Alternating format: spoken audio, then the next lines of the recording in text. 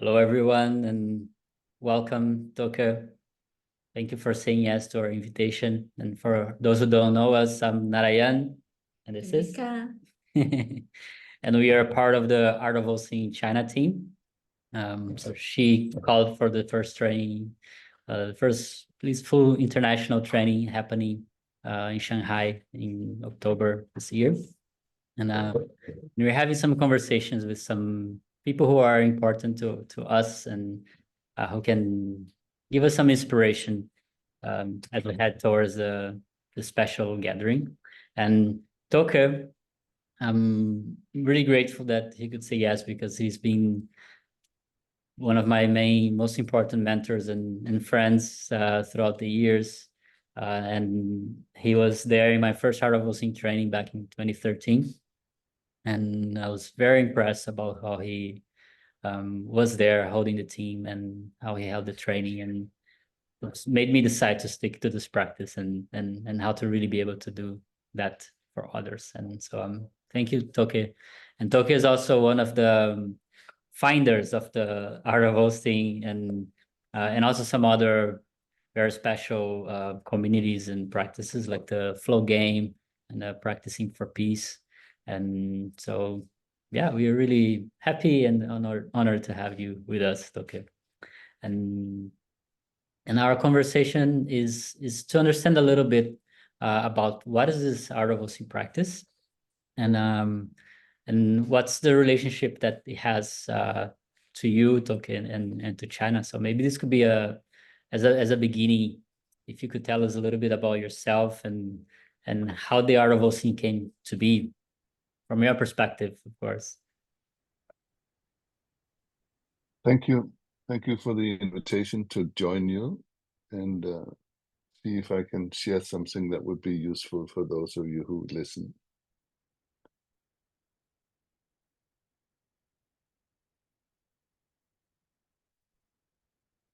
It's like a journey into the art of meeting each other. And each other being us human beings walking on two legs, with a brain and a heart and a body and everything. And we are trying to make sense of what it is to be alive. And I had those questions, I still have those questions, that are questions that you travel with for your whole life. And in my youth, this was in the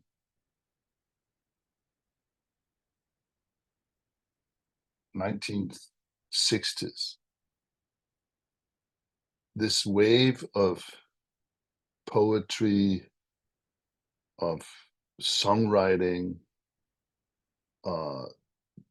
began to take place from young people in England, in America, in Denmark, all over Europe. I don't know how it was in Asia. Maybe the wave came a little bit later over there. I don't know, because I wasn't there yet, though I traveled to India in 1967. But this was an awakening from the younger generation. I think it has a lot to do with those two world wars that had unfolded. First World War, Second World War. Horrible wars took place. 125 million human beings were killed by other human beings or so. And, devastation going on across the planet. And probably nobody really understood why it happened or could even question it, but it just landed. A few people made some terrible decisions. And in the aftermath of the Second World War, many things began to take place. United Nations was created, we began to realize that if we could collaborate, it would be a lot better than to war with each other. And maybe you can't, at the beginning, I didn't see the relationship between this and the hosting, but there's something to it, that the trauma, the sadness, the lack of understanding of why all of this could take place And if you go back, it's like 3, 4, 5,000 years that human beings has spent time warring. Few people in power have decided war would be, make sense for them to maintain their power or so. And the little people, the populations all over the world, as we have grown to this now 8 billion people, I think so-called people have never quite understood what had happened to them. And usually it's them that suffers most. Now I came out of that. My parents were born during the First World War. They were part of the Second World War. They were part of the resistance movement in Denmark. And in my home, and they were lovers of learning. So in my home, learning and nature was sort of sacred in my family. And then there was this determination in both of my parents that they would live their lives in such a way, and they invited me and my sister to join them in this. It wasn't spoken like this, but I can see now that in the way we were raised with love and being treated as human beings, not just their kids, but as humans, something grew forth. And this determination that we should do what we could for such terrible wars never to happen again. It's like a determination on a human family, down to earth kind of level. We were not political, we were not religious people, we were just. And so in this, and I can see this now, in particular, my mother had this ability to host conversations, to ask questions that she didn't already know the answer to, that would initiate a exploration of clear thinking, not just frivolous thinking, going crazy with too many thoughts that has no direction, but ask a question that becomes a focal point of something important. For example, what have you been reading lately in school that has really caught your interest? You would ask this to me and my friends, serving tea and scones at our home after school. This was in the, in the beginning of when we were in high school. And we were reading really interesting books that our English teacher suggested us to read. And somehow this, you can, as an art of hosting practitioner, you can see that there's a pattern to this.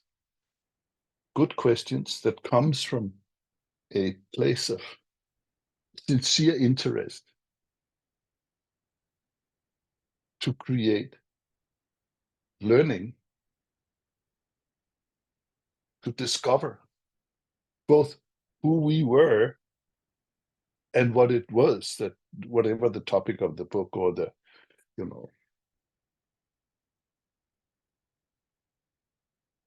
or the issue. So when you ask me where does it come from, it actually comes from deep, and also my family were deeply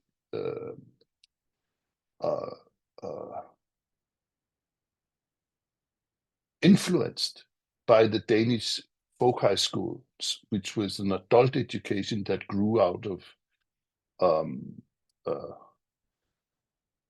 200 years ago. We went bankrupt as a country.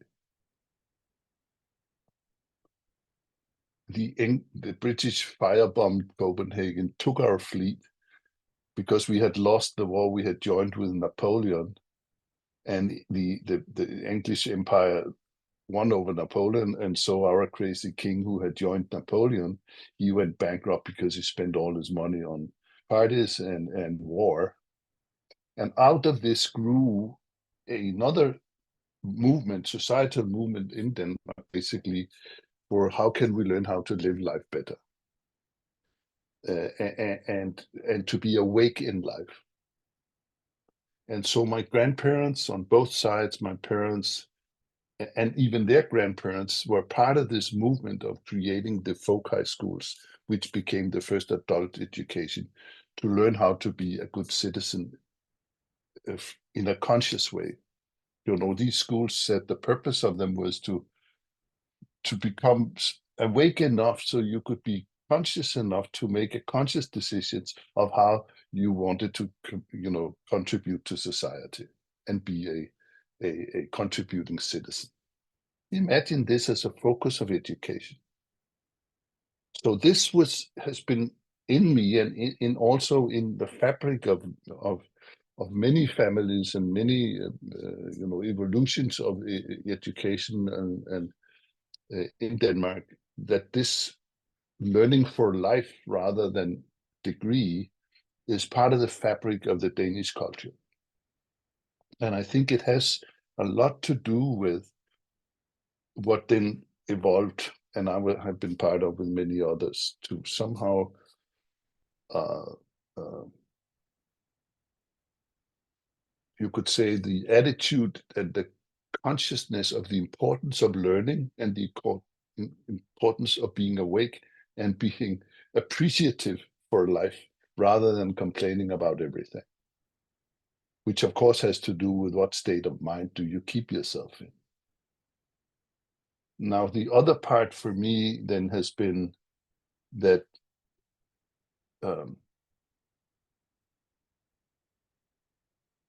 I like to be together with other human beings in a good way. So I was part of creating parties, not just evening parties, but weekend parties, sometimes 3 days in my student time in Copenhagen, together with a friend. And so we were actually, today I would use the word, we were hosting celebration parties between us and our friends. And in this experience, it went on 2 or 3 years. We did maybe 1 or 2 of these, and it could be many people coming.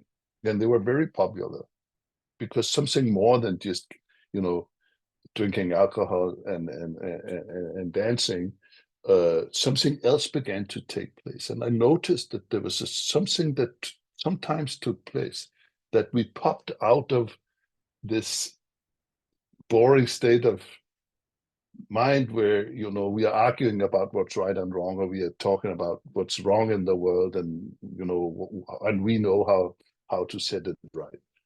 So it went beyond politics and activism and just basically popped into this more exploratory self and group discovery processes. And it was more the experience of it than hadn't noticed the methodologies or the conditions. But I realized today that what you could say the art of hosting as an offering to other people is a way of getting good at the inner conditions that you need that you can be in, where you feel free, you feel you want to offer something healthy, something, offer collective well-being. The conditions for that, you can't give another person well-being. You can't give another person a state of mind. That's personal responsibility. But you can create the conditions. And then if you can be without expectations upon, oh, I want this to happen again, you can just practice the conditions. Then individually and collectively, we can pop in to this place where things are connected, where the oneness is there. It's not the duality that rules us. And as my life began to become, the professional part began to grow. I began to be invited to not just organize parties, but organize conferences and meetings and conventions. So I spent many, many years in the craft of the art of organizing, which I think for those of you who are listening here, if you're interested to go deeper and journey in this art and practice of hosting, also get good at if you're not already in the art of organizing, because they're deeply, deeply connected. It's not like, it's some kind of mystical thing that pops up by some spiritual magic. It really, the magic is that place is already there. It's because we are somewhere else in our minds that we don't experience it. We get lost in everybody, in our own and other people's thinking, instead of being with ourselves in the present moment, which is where magic lives. That's where life lives.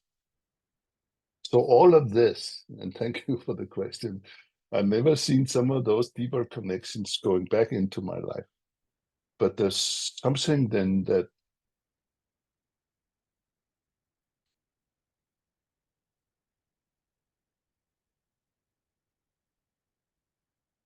maybe one more element is then the discovery of this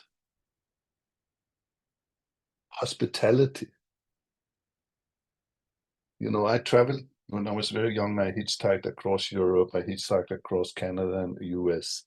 I traveled to India by car and back again, all within, 5 or 6 years. So I got to meet people and realized everybody is the same. It's nothing to do with our color.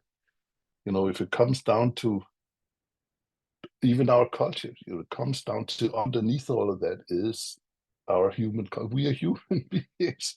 We belong to one family, and we are just one out of millions of families on planet Earth. And if we can begin to understand and respect and love that, then the humanity in us grows. And how do you bring that forth? I remember, driving through the Iranian desert. It was getting night, and then we saw a little fire, and there were 5 men sitting around. They were from a truck, and they were having tea. We didn't speak Farsi, they didn't speak Danish, but they offered us tea. And we offered them whatever cookies we had bought in the village before. And somehow we were just sitting there under the stars, and communication was happening, though we didn't understand each other's language. And again and again and again, I've experienced this, that you come down to the basics. We all want love. We're all hungry for that sense of peace within ourselves and between us. So this has become, to me, in the essence of, art of hosting for what? What if we could host forth more and more experience where we can meet in the goodwill of each other's presence, and then from there begin to work on the real problems in the world, collaborating, finding better way of creating education, making sure there's food and shelter for everybody, just that those basic needs can be covered, and stop exploiting this beautiful planet, and begin to just live in harmony with it. It's all there, but we get lost in each of those problems. And somehow I have found that if we can host those conditions into place, and people come together for a sincere purpose of learning how to live better and kinder together, then you got something valuable that seems to be always fresh. And that in the collaboration between us, we can discover simpler and better ways of going about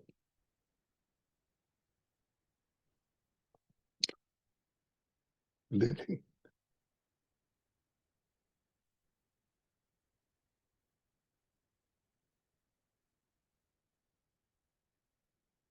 And so hosting, using that word, I don't know what it translates into Chinese or the different Chinese languages, but introducing this in Côte d'Ivoire in Ivory Coast in Western Africa, that has their own languages, and then they also have this Côte d'Ivoirian French. We translated it into the art of caring for. You could say the art is something, an art is something you never finish. You can always keep journeying with it. So it's not to become an expert, but to become an artist, to become a practitioner. And hosting is not just serving cakes and tea, but it's how you serve cake and tea. It's from where does it come in you? Is it really that sense that all little children have? We are born with it, to be hospitable, to just share what you have. And in this case, it is the art of then creating those spaces where learning can happen, where we can find the best solutions, not just for the few, but for the many, for all, you could say. And of course, it's not something we have invented. I think we're just beginning to, tap down into the wisdom practices that goes through the history of the human species and making it available at this time. Because wisdom to me is not philosophy. Wisdom is something practical, how to live in a good and conscious and caring and loving kind of way. And I have always been interested in the wisdom more than the tradition, in the wisdom more than the philosophical interpretations of other people's wisdom. To me, that's too complicated. Wisdom, if it's wisdom, it works. Anyway, I go on. As I was hearing you, Toke, the question was arising in me is, why a training? How was it that it came to you and others who were sensing those needs, were seeing that this is contributing to people coming together and having those human to human conversations? Like, why does coming to a training is a way that is very relevant for how to become a practitioner of that, of creating those conditions and creating those spaces where people can be in the way that you described? Like, why is the training relevant for that? Why you didn't just write a book, and sold it all over the world and got people to follow those truths, those principles? And why a training, and why this community? Like, why? Well, good question.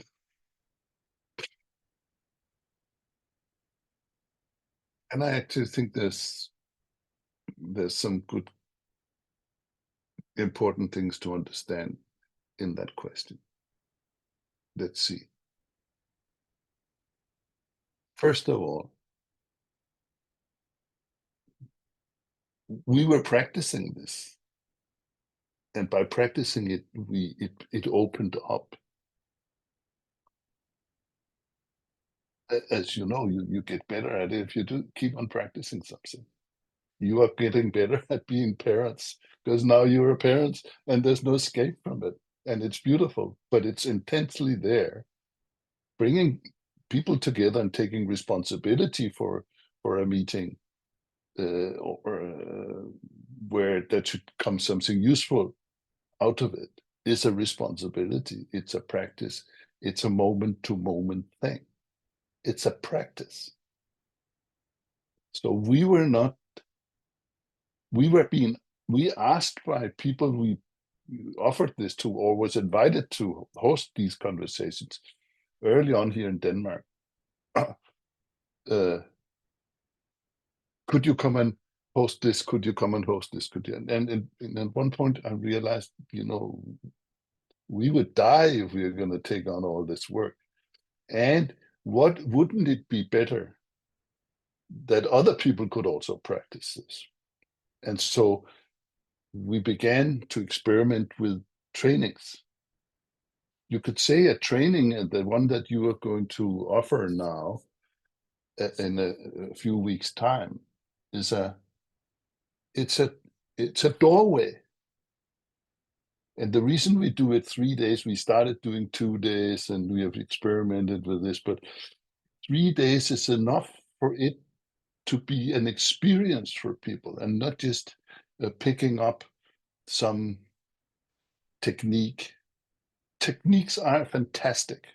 In this case, the methodologies that we're using, open space, cafe, circle, appreciative inquiry, the art of powerful questions, flow game, whatever, they are methods, but they are also doorways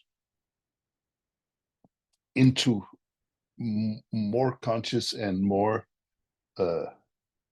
respectful ways of being together and getting some work done, getting some learning done, finding some understanding.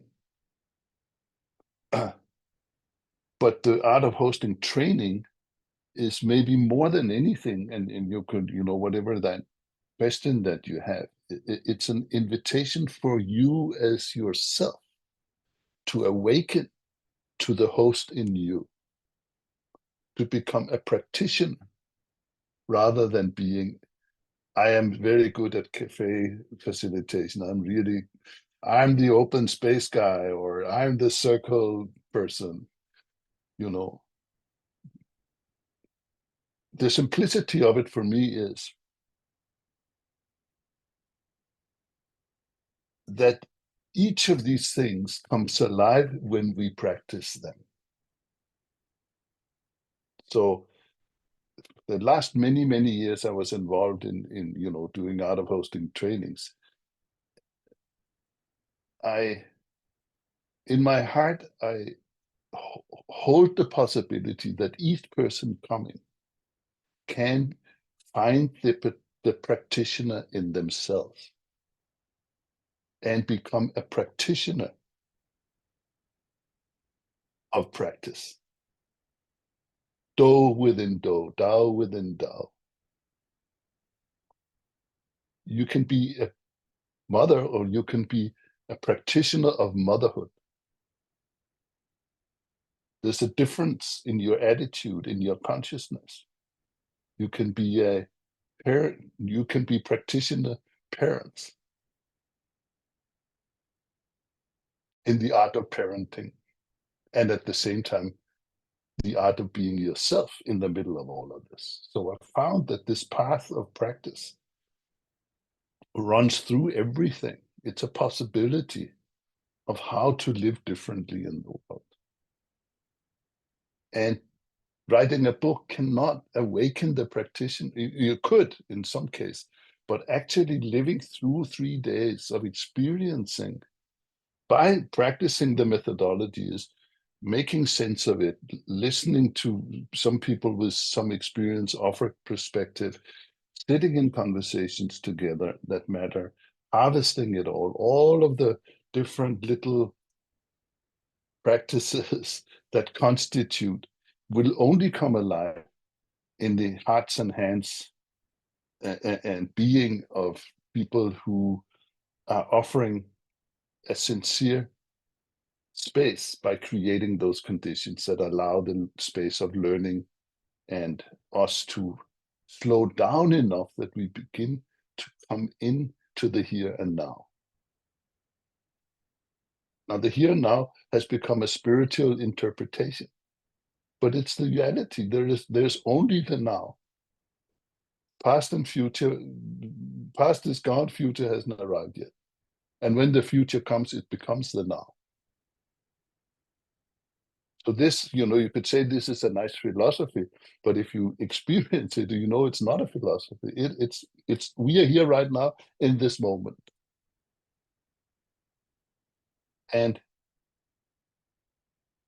3 days, consider it. It's a doorway to find the host in you and realize that co-hosting with others who are also in the discovery of finding the practitioner host in themselves, we rise up to a different level of teamwork or being together, being almost like a living, energetic entity where you sense what is needed, and it begins to flow in a natural way.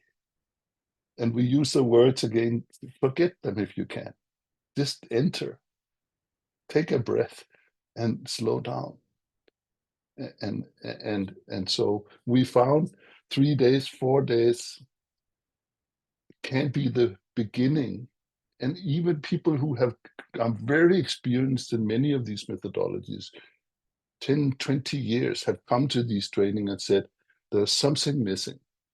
Before in my practice, I didn't understand that I was actually the key to all of this, that each of us are the instrument, and then you can play many strings. But the tuning of ourselves to work for a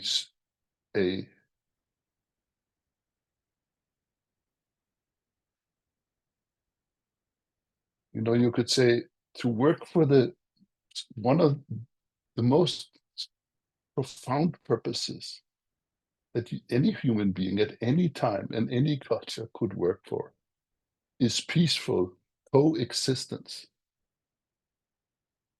and well-being for all. This is the purpose of the European Union, by the way. And it has tamed the European 27, 28 countries have been warring with each other for 2, 3, 4,000 years. This purpose that, is not perfect, but somehow it has brought 500 million people in Europe to work and collaborate more kind of with each other than just warring with each other. And I think if you feel deeply into this, there can be peace of societal level, and there is most importantly peace on the personal level. Because if I can find that calm in me, return to it because it's already there, it'll begin to vibrate in how I am with you. And if I take responsibility for my peace, you take responsibility for yours, then you got something that begin to ripple out. And so I think even in those trainings, Narayan, that you pointed to,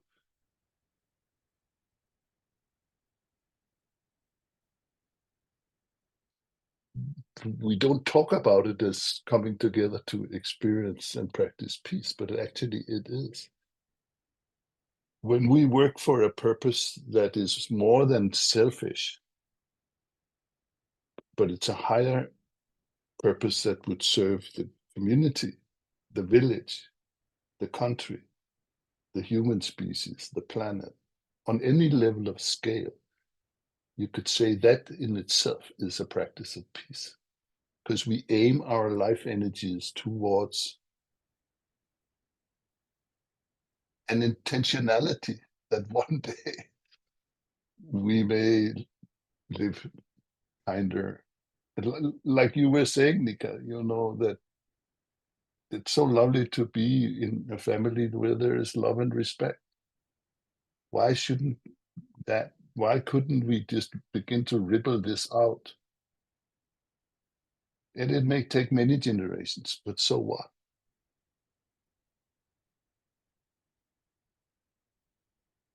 And of course, these trainings are also very down to earth.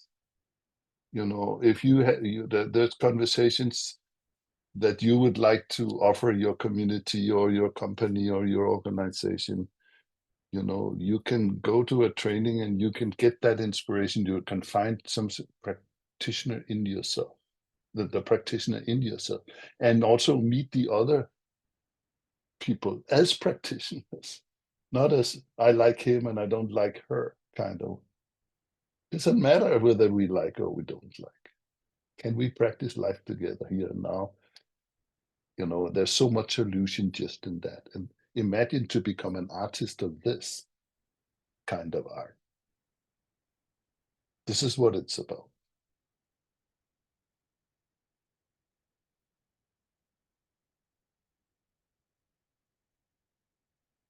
To me, at least. When I start to practice, like I start to practice some of the methodologies. Of course, I'll experience a little bit to Narayan without attending training. I already get amazed. After I get the first training, I get so interested how it started. I'm really glad I heard the full story. But Narayan was telling me actually a lot of like connect with the Asian ancestors, like Tao Te Ching was something. I was shocked by that because, in so many years of China, we have lost a lot, like wisdom for 2,000 years. But nowadays, actually, I know the young people are really into it. A few of my friends also practice some of the philosophy of it.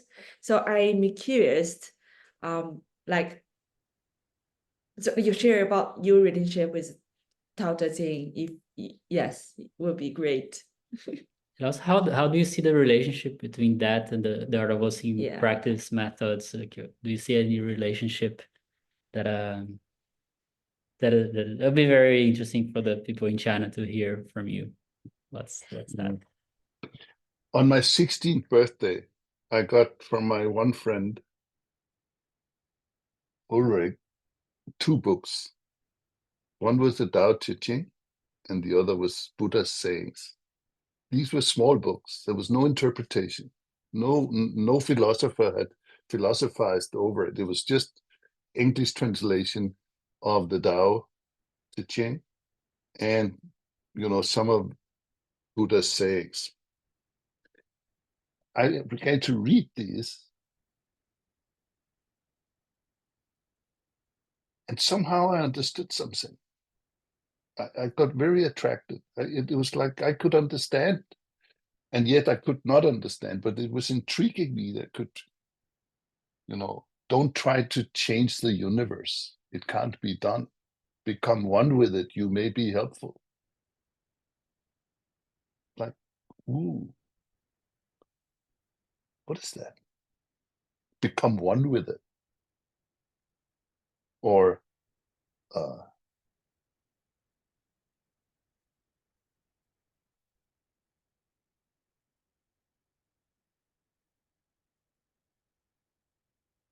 the Tao that can be spoken is not the real Tao. Tao is the mother of 10,000 things. Follow the mother,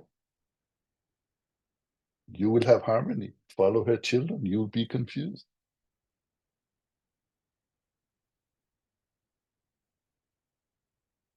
So problems can easily be solved. Hindrances can be overcome. Deal with them before they happen. So there's something that I want to learn how to do that. Deal with the problems before they arrive. This is a 60 or 70-year-old boy here in Denmark. But and I was intrigued that these 2 books were wisdom, one from China, one from India, more than 2,000 years ago, both of them. but somehow I could smell they were talking about the same thing. And then I read the Bible afterwards. I realized in some of the Bible, some of the same wisdom is flowing. I thought, hey, Lao Tzu was not a Taoist. Christ was never Christian. Buddha was not a Buddhist. I want to know what those guys were talking about, not with their interpretation afterwards. This is a very profound insight at a very young age in my life. And so it is my own learning journey into discovering that maybe some of it, at least my contribution into the art of hosting, and many, many other people that I have, collaborated with and co-created with over this almost 30 years of journeying in the consciousness of hosting conversation and works that matter and harvested for the usefulness of whoever is needing it. And so the relationship, if that second question, then one more thing. So my father died pretty early in my life, and he had a Chinese friend who was a professor at some university in America. He had moved there from China, and they were good friends. And both my father and my grandfather were also very deeply inspired by Asian wisdom. I don't know what happened for them, but so this man gave my father the Tao Te Ching, a very beautiful version, also English translation, but with the Chinese writing, and then a photograph from nature on each of the verses. And it's beautiful. And I inherited this when my father passed away. And so the Tao came back, this was like 10 years later than my 16th birthday. My dad died when I was 26 or 27 or so. And so I kept reading this, and I realized that I was reading, and then, somehow some of those things invited me to practice and discover myself, the truthfulness, the essence, and the wisdom in these verses. And there was no, it was like poetry comes from the heart. Intellectual clarity comes from the mind. And I've always been more attracted to the heart, to the oneness of the heart, and not the duality of the thinking machine. And I realized the Tao is the heart, and the yin and the yang is what the mind can produce, always seeing the opposite and battling between the two. So, it's like the wisdom of those books began to become part of how I was seeing the world and choices I could make. And the relationship, I think, that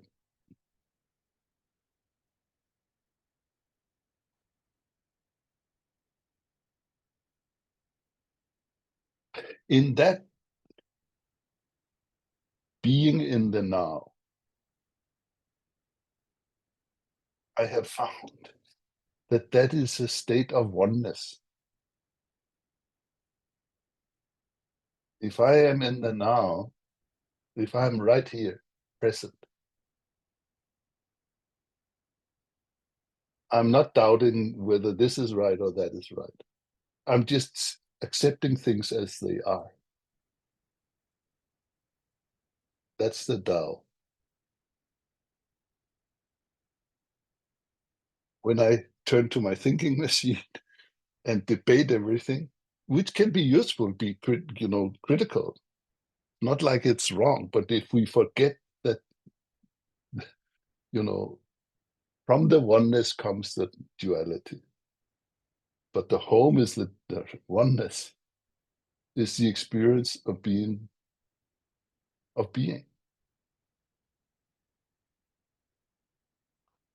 So I have brought this with me in my hosting in my life.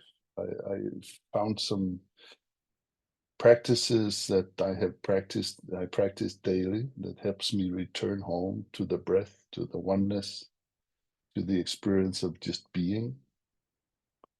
And I treasure those practices as they are creating the conditions for me to be in that place so that I can host from that place for others. And so the art of hosting, the fourfold practice, is first host yourself to be present. Then you can host others from a non-judgmental place, from a place of acceptance and caring. As the Tao would call it, the power of motherly love. You know, there's one of the verses that says that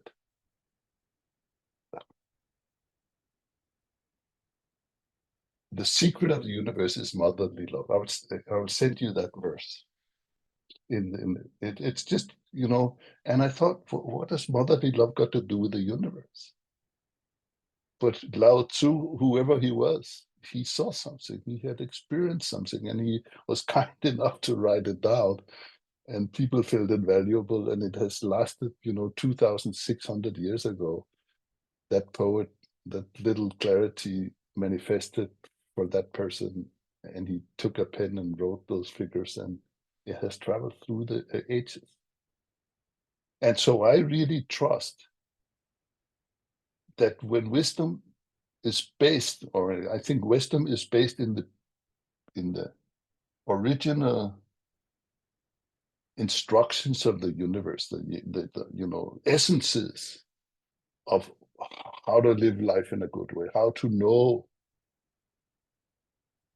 that the secret of life is to be with life. Because we are life, but we forget. We think we are something else.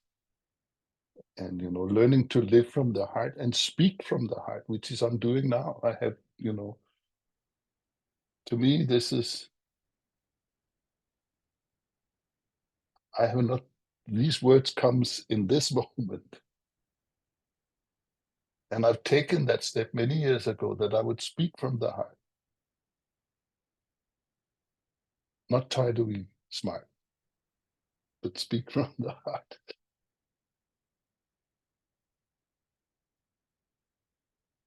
So yes, gratitude to wisdom everywhere.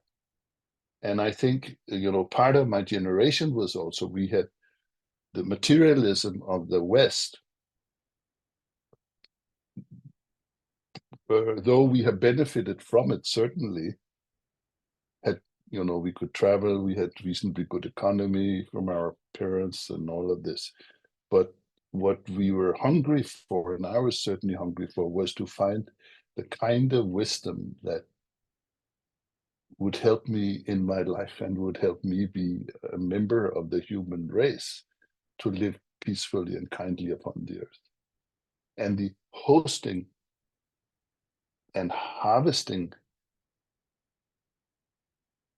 actually ourselves harvesting wisdom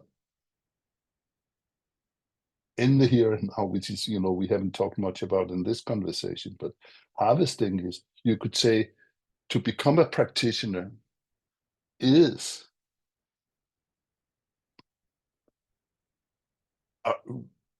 at harvest, to learn how to be conscious enough that you can hold space for other people to become conscious is certainly a fantastic harvest that can last you for a lifetime. And then there's the harvest of, you know, finding solutions or seeing a problem from a different perspective and therefore being able to solve it. But you know, harvesting simply meaning to take the benefit of all the work of hosting and facilitating and spending time together that is useful. It's somehow, I think, you know, I had the insight many years ago in one of these first gatherings at Castle Ball, where the art of hosting sort of became it was in an open space session. I posted a question. Those 160 people from all around the world in this old castle in Slovenia, in Europe. Meg Wheatley was there, Bob Stilger was there, Marianne Knut was there, I was there, my Monica, Jan, Tim Mary. We all met in this castle. Anyway, I posted a session. What could the art of hosting also be? And posted on the wall. 12 people showed up for my session. And from then on, we had experimented with it for maybe 2-3 years in Denmark, but there it became international. And the harvest out of that session became a clarity that we have to learn how to host ourselves and each other so we can be in learning together, and learning happens in the here and now. And through learning, we will find the solutions we need to find. That learning is the finest harvest of hosting, the state of learning. And from that session, we walked to the next session, and it was Marianne Knut calling the Funda Village Learning Village. What could a learning village also be? And thus, those things grew together. But I think it's really important that the learning, we can learn how to be peace, not just hope for peace. We can learn we can trust that we can learn together. Co-learning is a root of co-creation. And co-creation is the highest form of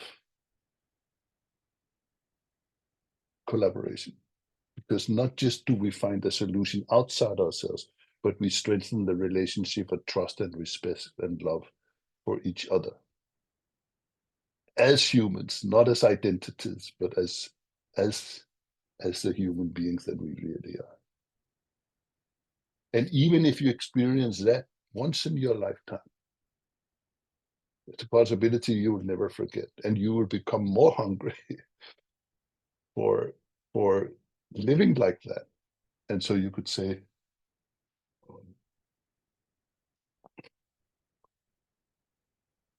art of hosting can become a life practice. It doesn't have to. This is not a club. You're not trying to get members to a new cult called art of hosting.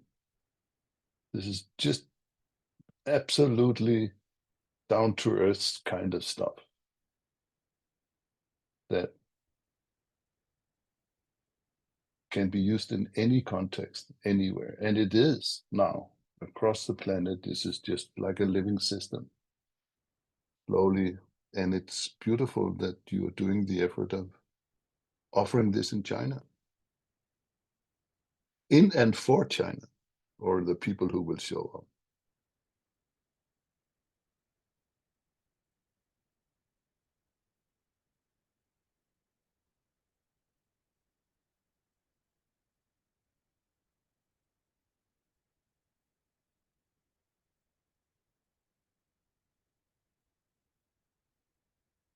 Maybe one last remark, because of the Tao, you focus on the Tao. Look, many people see this and hear it, and they will remember yin and yang, light and darkness, hate and love, the opposites. But we forget that even in the drawing of it, the line in the middle, the Tao is, to me, in my experience and understanding, the Tao is the path of practice. If you practice something that makes you return to the oneness, to the thing that cannot be spoken, but can be experienced, can be felt in the moment, then suddenly the opposites begin to dance. They do exist, but you're not a victim of them any longer. You see them. dancing everywhere.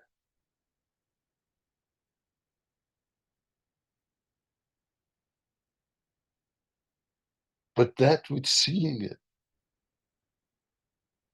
is certainly not philosophy. It's presence. It's a present of the present. And to me, in this the age in my state and time in my life, I trust that this that I'm trying to describe, that I cannot be described, but this is who we really are. And this is who we long to get to know. And the power that I have, gentle power of hosting, that as you become a servant of that, you get the benefit of knowing yourself a little bit more. And through knowing yourself, you can respect the other, even whether, you know, with warts and all. We just learn how to live, not trying to change everybody around you all the time, but know that change is the nature of the universe. It cannot but change. Trust that movement, that flow, and see your life shifting.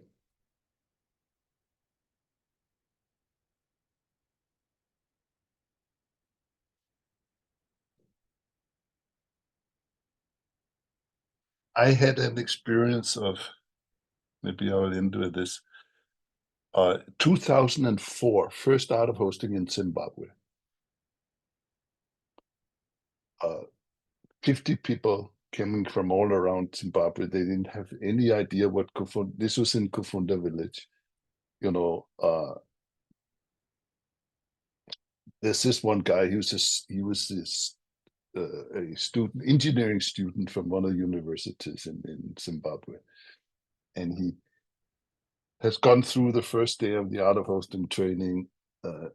And in the end, we have a little checkout. People say a few words of what they got out of the day. He gets up and he says, I'm really confused. I have never experienced anything like this before. I don't know what it is, but I like it. But I'm confused. I can't really figure it out. And I don't know what I'm gonna go tell my student friends back in the university what I've been doing this weekend. But there's something here, so I'm staying. So he stayed the next day, and then the third day, he stays the third day, then we have checkout. And he's the first one to get up and says, I have solved my problem. I know what to tell my friends back there. After these 3 days, I know what I've been to. I've been to the future. And then he sat down. This man, I met him in December. We haven't seen each other for many years. When I was in Kufunda, he's called Brix Bomba. And he's now the chair of Inter-African NGO doing good work around. And I was reminding him of this, and he said, yes, and since that moment, what a journey it has been for me. Because now he has taken whatever he already knew and what he took from the practices and brought it into how he lives his life and how he does work, just not for himself in his own country, but for the young people across many countries in Africa. So anyway, I've been to the future.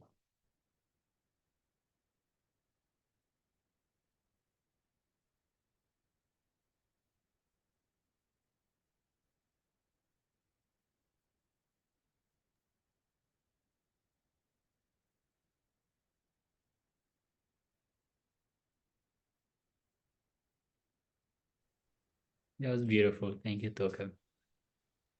I feel very peaceful and still and grounded, and I don't have the need of any more questions. How do you feel? Do you have any questions arising in you?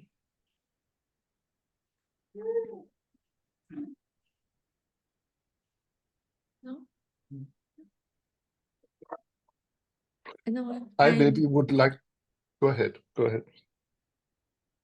No, my heart is processing. Yeah, it's like a little bit beyond what I expected.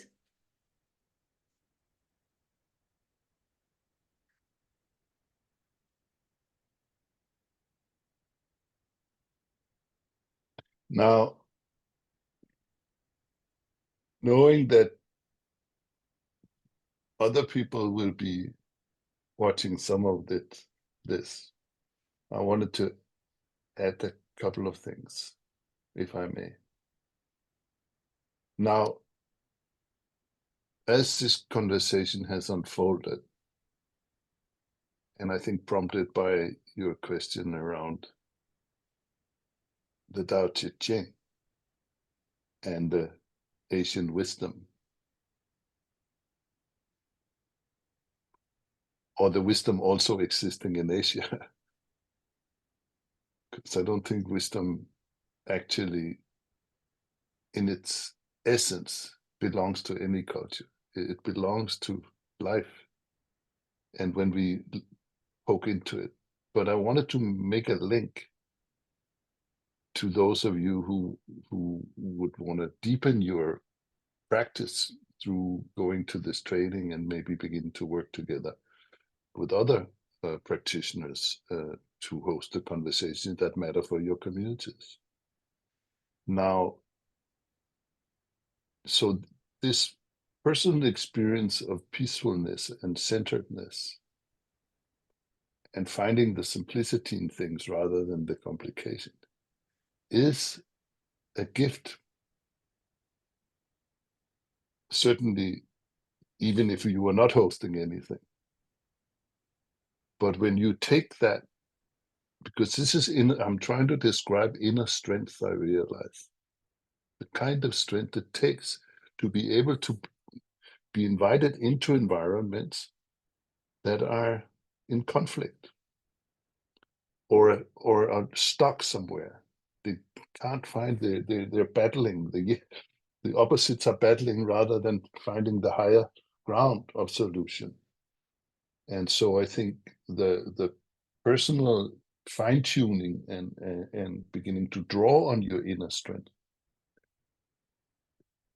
is a beautiful support to each of us as we make ourselves available to be, we talk about hosting and harvesting conversations that matter, so that we can begin to be of service to those needs that are real in our communities. How can we care better for the kids? How can we make sure everybody get education, food, whatever the problems may be in a certain community, that we are not afraid to call and design and host and harvest these kind of conversations in service. But it takes a little bit of inner strength is really so helpful, because you're holding many tensions, and it can be quite exhausting work if you don't know how to hold yourself in it and be, still in that freedom and detachment that you can't solve big problems quickly, but you can begin to work on it and then see the long time effect shifting for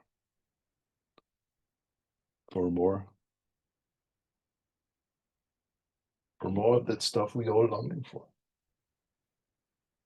to become real. So anyway, I wish you a wonderful training. Thank you for your efforts to make this happen. And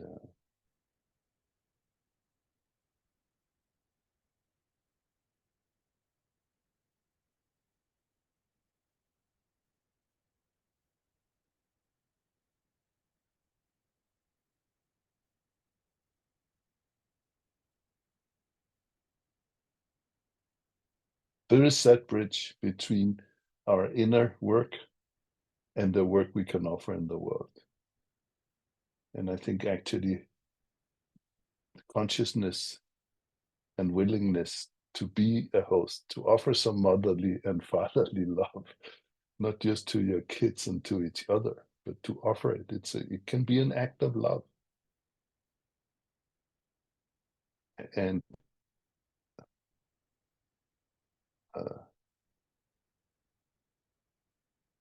wouldn't it be cool for a little bit more love and a lot more love of the real kind to flow in the world, no matter what? Who could be against that? It's just,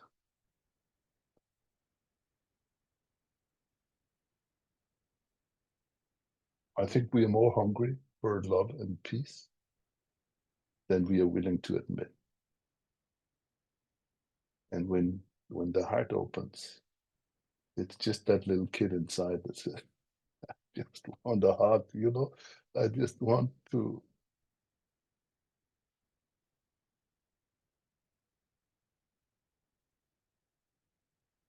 find that happiness that is truly inner strength. Anyway, friends. Thank you, Toke, so much for your time and for your life dedicated to the heart of humanity and the heart of beingness and, and the Tao. It's a gift to us to be with you and learn with you. And who knows, maybe one day you'll come to China and meet the community and learning with us. That will be a beautiful gift.